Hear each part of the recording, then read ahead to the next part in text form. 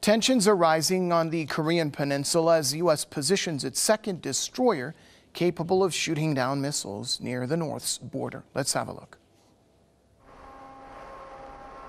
The Pentagon has announced that the anti-missile warship USS John McCain is stationed off the Korean peninsula. This is the second destroyer that Washington deploys to the Pacific region. The U.S. has also sent F-22 stealth fighters to South Korea and tested nuclear-capable B-2 bombers. Still, the White House says it has not seen any sign that Pyongyang is mobilizing its forces following last week's military threats.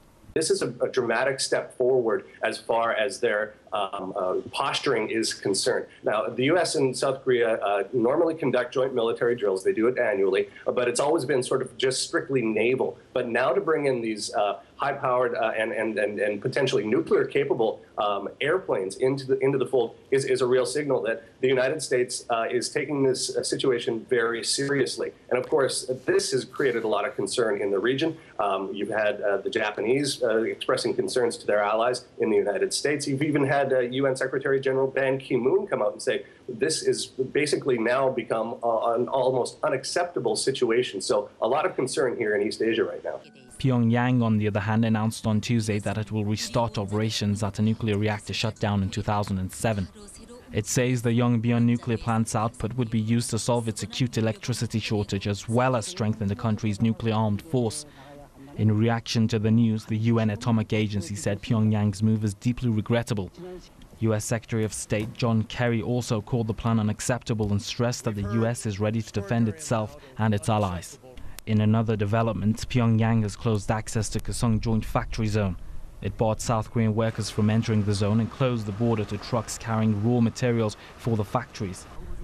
Pyongyang announced that it will allow South Korean workers who are still in the zone to return home. Following the move, South Korea's defense minister Kim Kwon-jin said that the country will consider all options, including military action, if its citizens' safety comes at risk. On Saturday, North Korea announced that it is in a state of war with its neighbor. Tensions have been high in recent months since North Korea launched a nuclear weapons test in February. The US and its allies pushed for more sanctions against the country after the test. North Korean leader Kim Jong-un has said that the country's nuclear weapons act as a reliable war deterrent and guarantee its sovereignty. Washington and Seoul have increased their military cooperation in recent months by launching joint military drills. The military exercises have drawn harsh response from North Korean leaders who have called the war games provocative.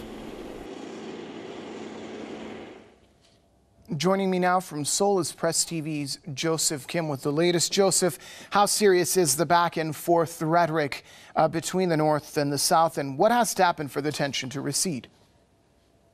Well, the tension has heightened in recent weeks, and especially today when the Kaesong industrial complex was barred for South Korean workers to enter. But I think what we need to also realize is that media, especially Western media, are kind of upplaying this certain tension to an extreme. This is not saying that the situation is not serious, but in terms of this rhetoric and these vows and warnings from North Korea as well as South Korea, it's all been seen before. This does not mean that the extremity of the situation needs to not be considered. Ban Ki-moon did say, however, that negotiations and dialogue are the key to resolving the current crisis. So we need to keep in mind that the situation right now has to be eased through dialogue and cooperation.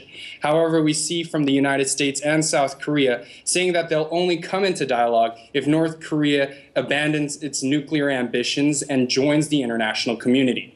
But North Korea continually has stated that it wants to be independent, as seen by its response to reopen its nuclear reactor, which is able to produce plutonium-based weaponry. Joseph Kim, Press TV's correspondent, joining us from Seoul.